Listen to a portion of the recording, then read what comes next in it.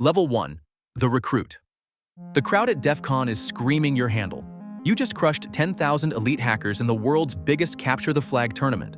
The legendary black badge is in your hand. Standing in that sweaty Vegas ballroom, you feel like a digital god. But the feeling lasts exactly 5 minutes. You notice something strange. 2 men in off-the-rack suits standing by the service elevator. They aren't cheering. They aren't even watching the stage. They're watching you. When the crowd finally dies down, they approach. No introductions, no congratulations. Just a blank card with an address in Virginia and a time, 0800 hours. They know your real name. They know your incognito search history. And they know about the felony you thought you erased when you were 16. They give you a choice, federal prison or you work for them. That was the last day your identity existed on the public grid. Welcome to the CIA. Level 2. The Green Badge. On your first day, they hand you a green badge with a barcode and no name. You aren't in the main campus they show in the movies. Instead, you're sent to a windowless sub-basement inside a nondescript office park off Route 123. Before you even see a computer, you strip yourself of the outside world. Phone, watch, Bluetooth earbuds. Everything goes into a Faraday locker outside the SCIF, the Sensitive Compartmented Information Facility.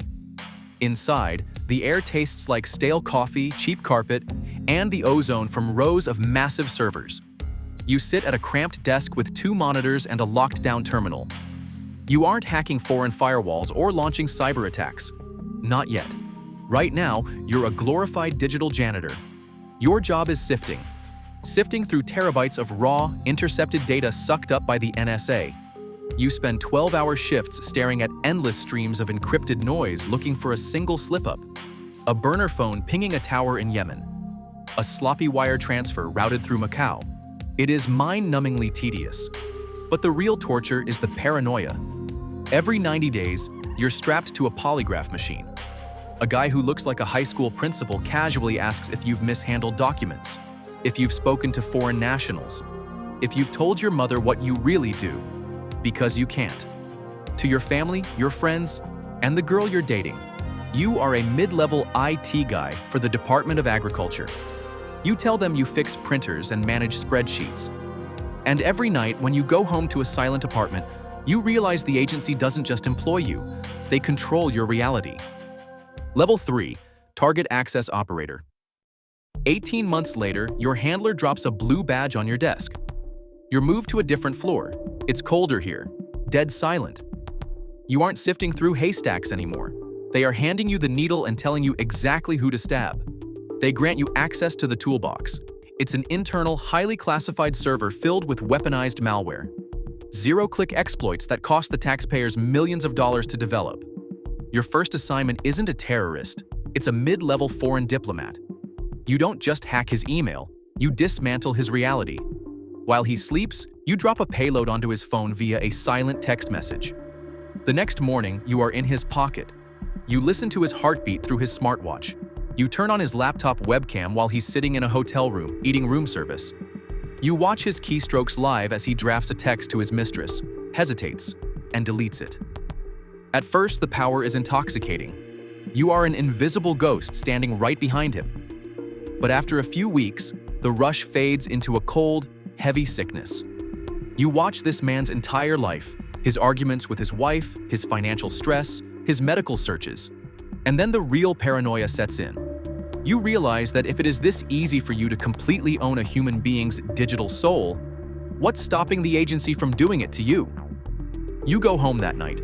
You put black electrical tape over your laptop camera. You unplug your smart TV.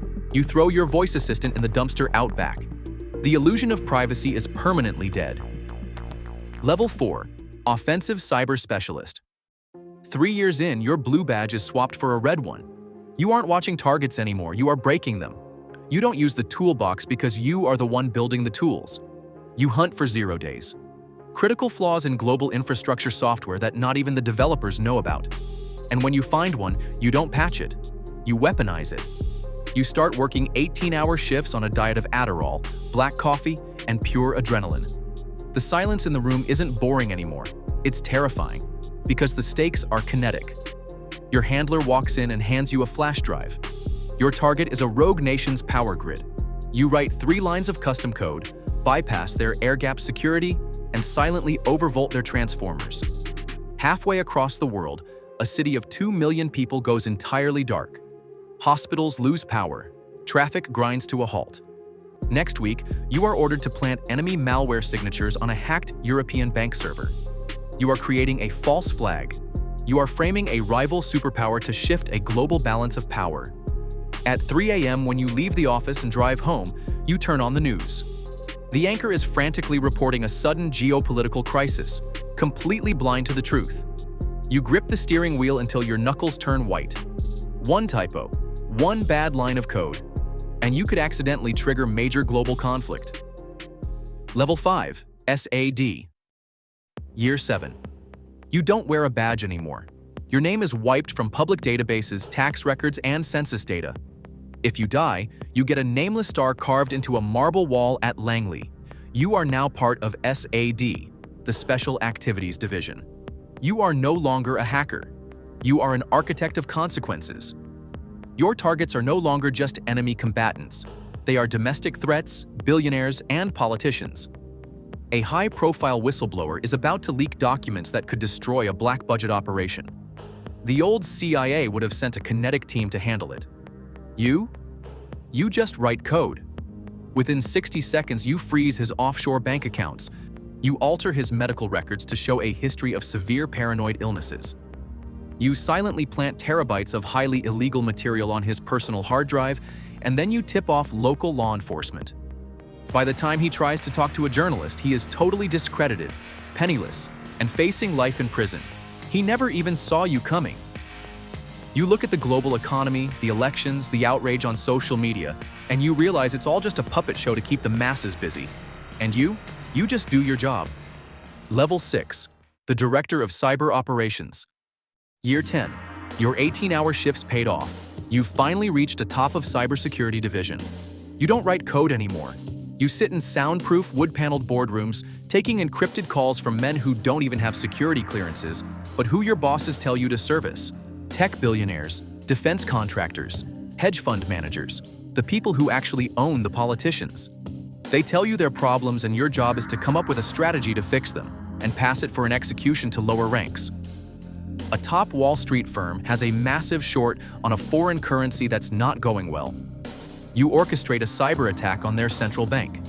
Their economy collapses overnight, and the firm cashes out a huge profit. A defense contractor is afraid his contract is going to expire because the war is coming to an end. You conduct a false flag operation to frame one of the countries. The war goes on, and the contractor continues to profit from it. It's not about grand global dominance. It's entirely driven by corporate greed, and you are just a highly paid mercenary for the greediest men on Earth. And because you know exactly how the game is rigged, they won't let you leave. So let me ask you, if those 2 agents cornered you, would you run away or still take the job? Let me know in the comments below. If you want to stay the shadow and keep uncovering the reality they don't want you to see, make sure to hit subscribe. The rabbit hole goes much deeper than just cyber warfare. Click the video on your screen right now to see what else they're hiding. I'll see you on the other side.